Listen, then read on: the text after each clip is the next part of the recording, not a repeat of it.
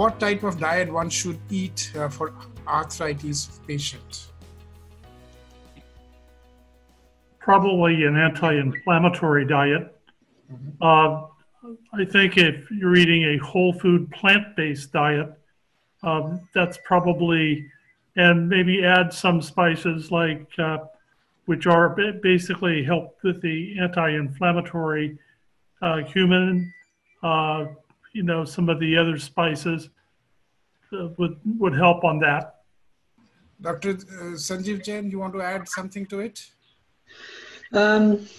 Yes, I think this general recommendation that was given to use more anti-inflammatory diet. The other recommendation that's often given is to add antioxidants in the in the diet.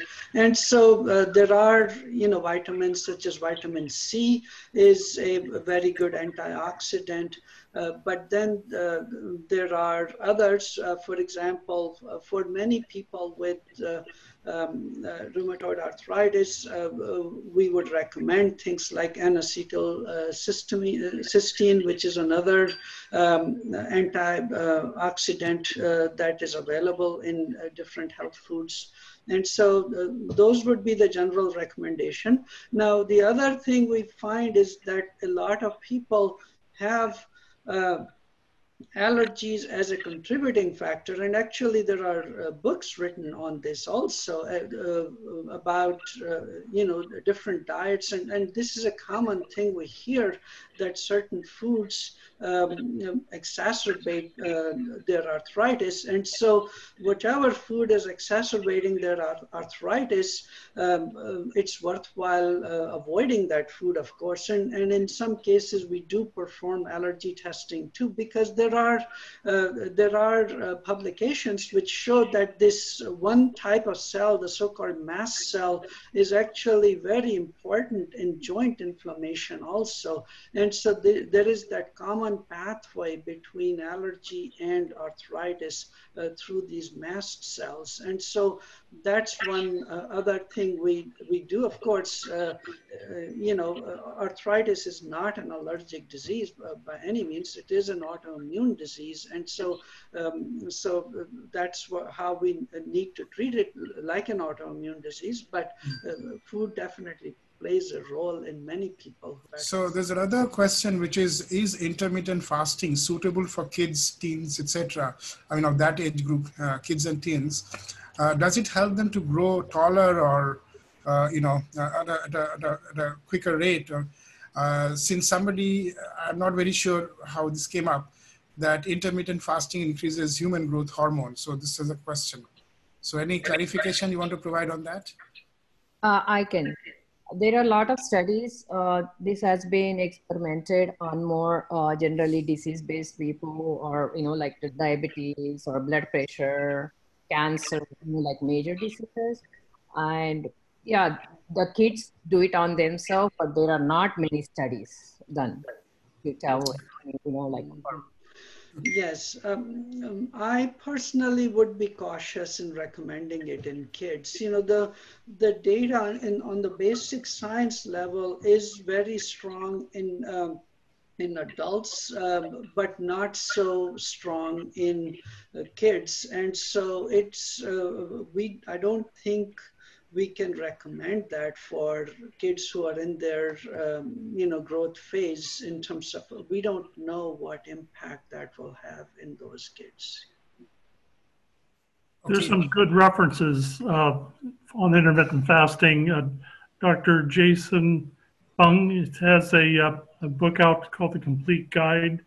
And I think Dr. Walter Longo of the University of Southern California has some interesting research on that. And this is fasting is part of many cultures. And basically, obviously, if we're talking about a toddler or we're talking about a small child or a baby, you definitely want to make sure that the baby is getting the correct amount of nutrition so it is able to thrive. So, but for, once they get past that particular point, it depends on an individual basis. Once again, talking with your physician And doctor, you know, before you start any type of program like that, it's always a good advice. So, but I think there's lots of material. There's some videos on YouTube, by the way, on intermittent fasting, and some good resources there too. So there's another question. This is very generic. If you have immune disease, is it okay to go on a vegan diet?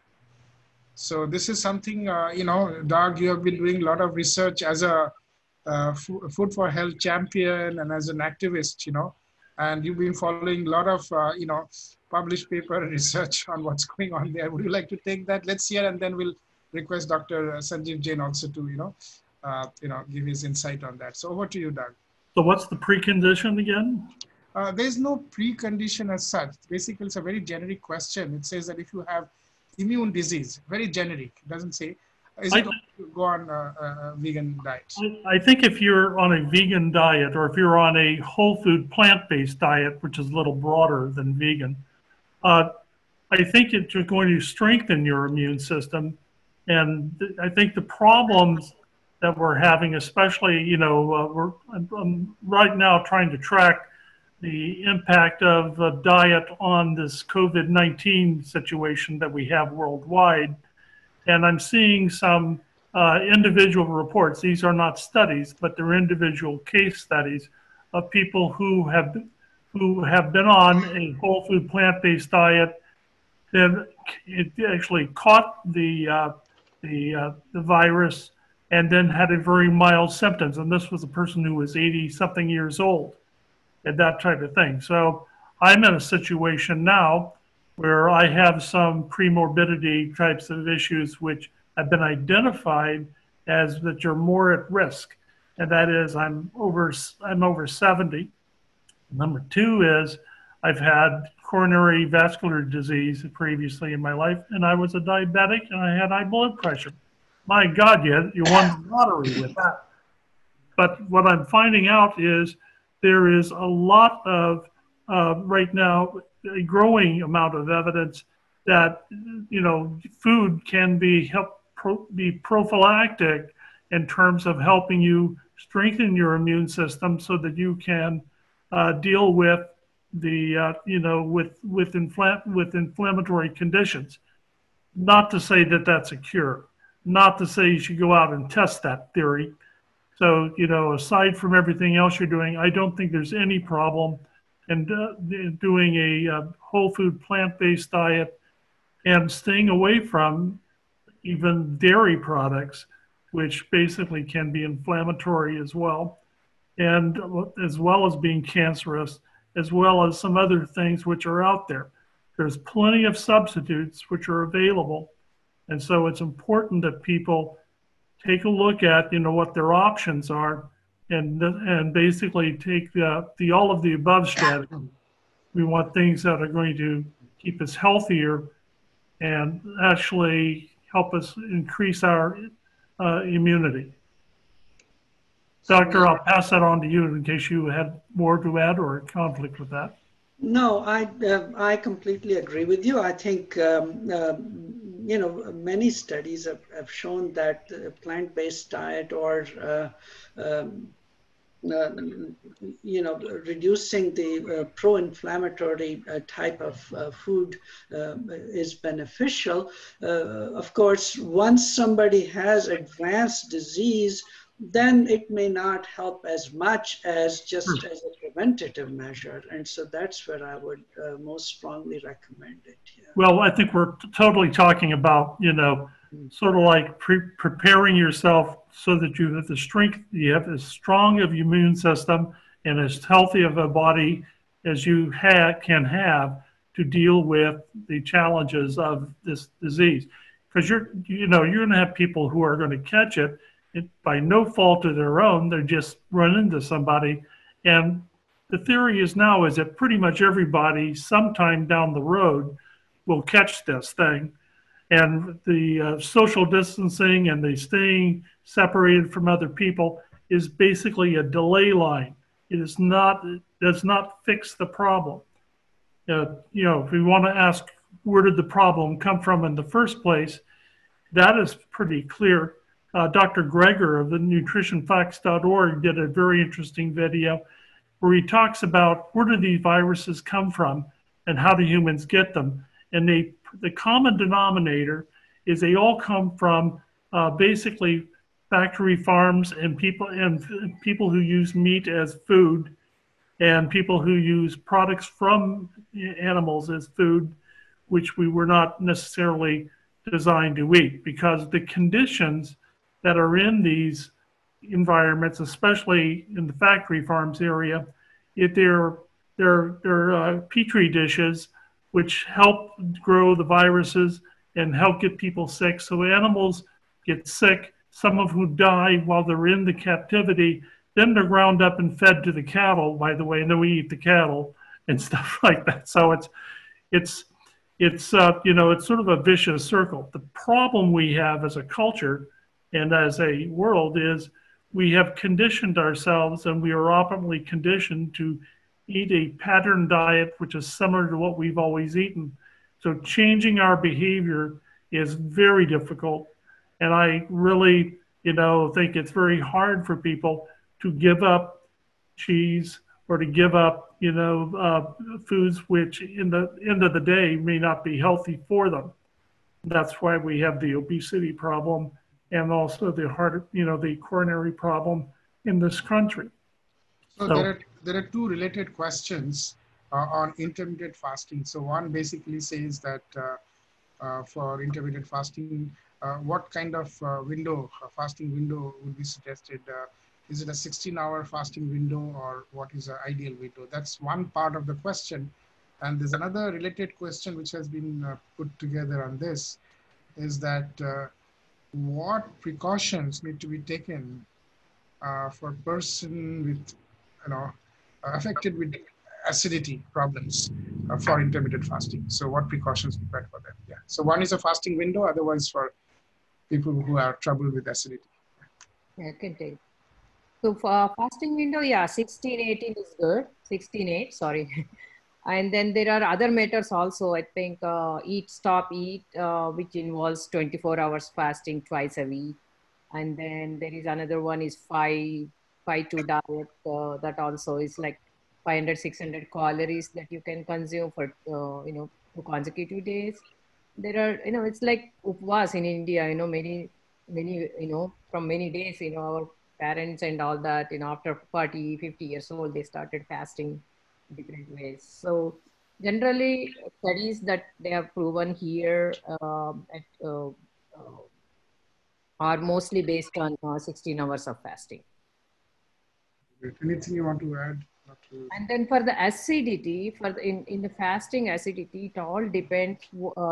There are 2-3 things that you have to pay attention to: what foods you eat and what time of the day you eat, and when that acidity you feel.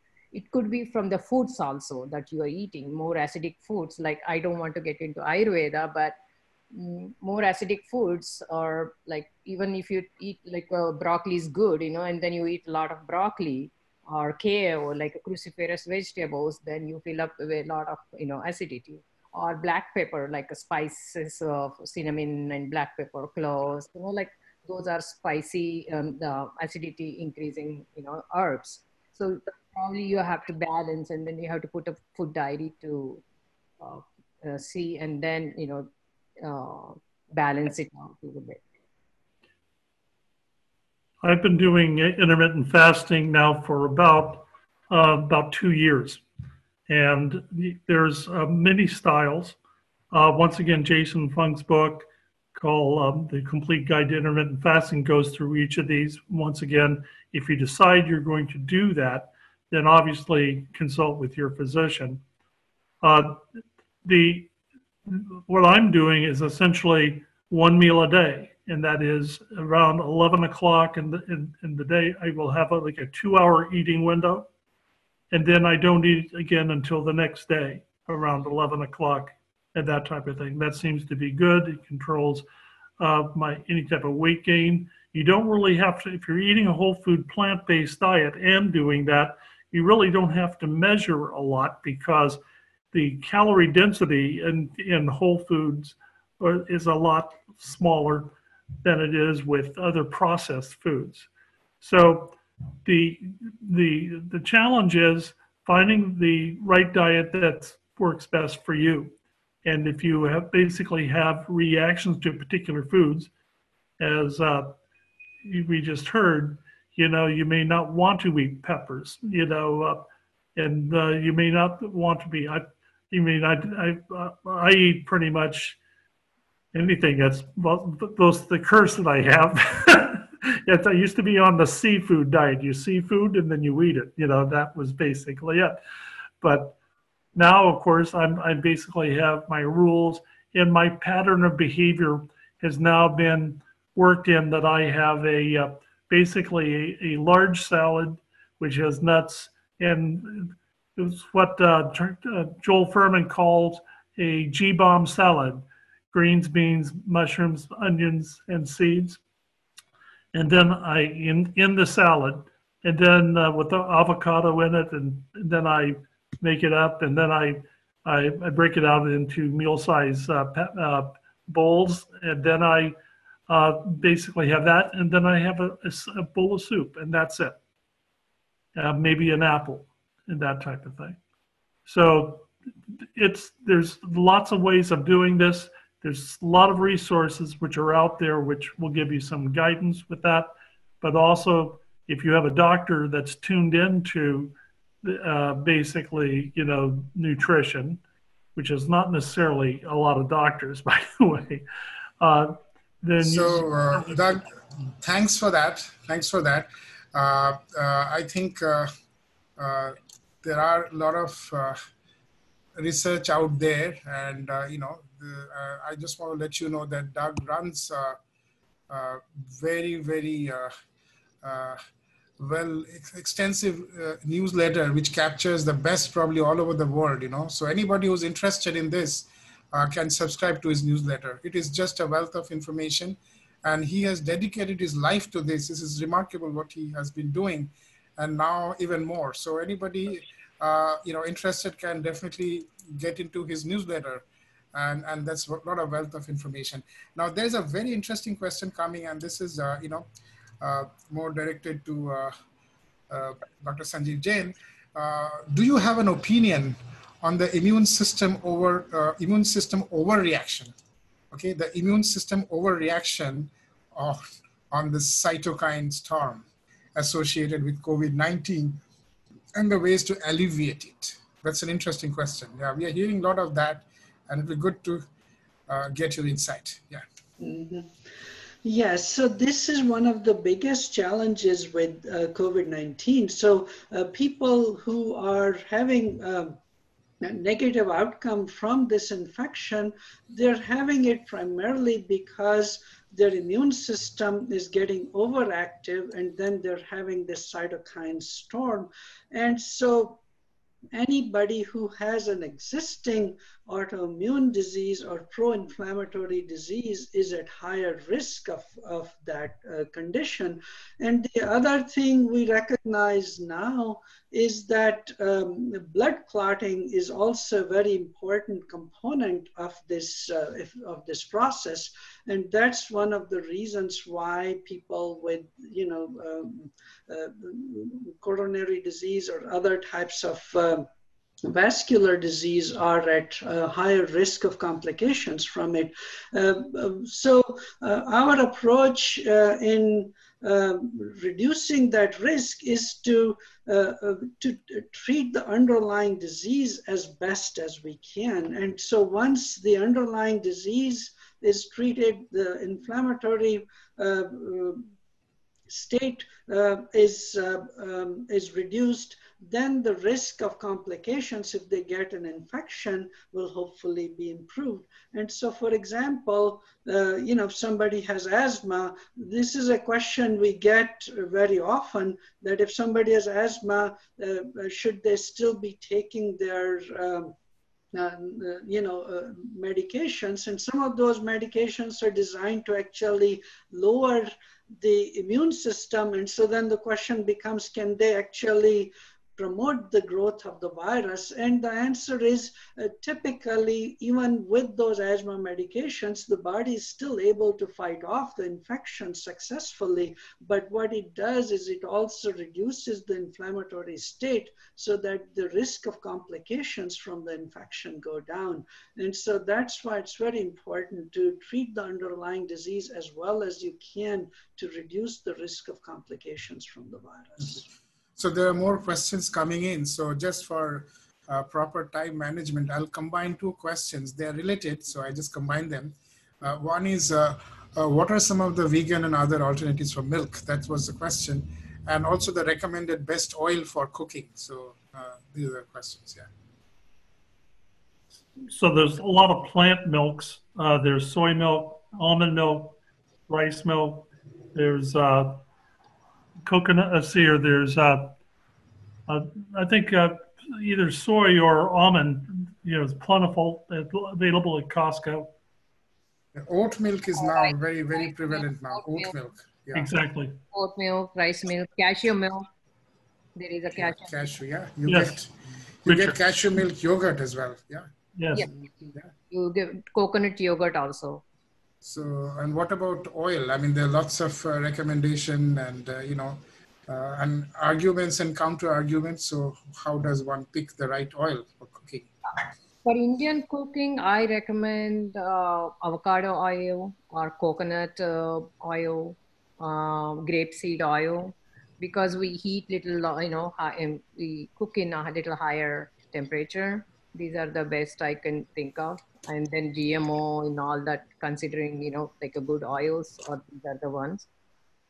Some people really, sunflower oil and all that also suggest, but those are all getting into GMO also. So we have to be watchful where it is coming from and all that. So easiest thing is avocado, and the grapeseed oil is for the cooking, and coconut oil. So let's go with some other questions. People who are prone to wheezing, cold, cough, respiratory problems, are they high risk category for COVID?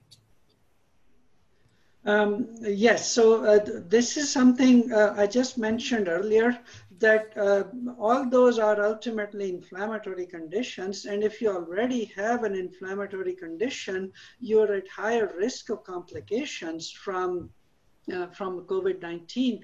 However, if those conditions are under good control, then the risk goes down as well. And so the same point I made earlier, I would make again, that you want to reduce inflammation by whatever means that are available, either through medication or through change in diet or whatever means, but we need to reduce that inflammation to reduce the risk. Are inflammatory conditions same as immune conditions? I mean, that's the question. Yeah, so inflammation is the response of the immune system to a danger signal. So whenever, for example, you are invaded by a bacteria or virus, then the body develops an inflammatory response to it, and that is inflammation. Immune system is, of course, a broader term which encompasses not only the beneficial response to an infection, but also the potentially damaging response. So that's, for example, for COVID-19, we were talking about that if somebody can't fight off that infection, that's a bad thing, but it's ultimately the immune system that's fighting off that infection. And so that's the positive side of the immune system. But the negative side is if it overreacts and has a very intense inflammatory response, then that can be detrimental to the body. So inflammation is part of the immune reaction to a danger signal. But some people may have immune deficiency type of diseases too, where they can't mount a good response to an infection. And so that also is not good. But those conditions are less frequent than the pro-inflammatory conditions such as autoimmune disease or allergic disease. All the things we've been talking about, those are all inflammatory conditions, and they're the ones that cause a lot of damage to our overall health.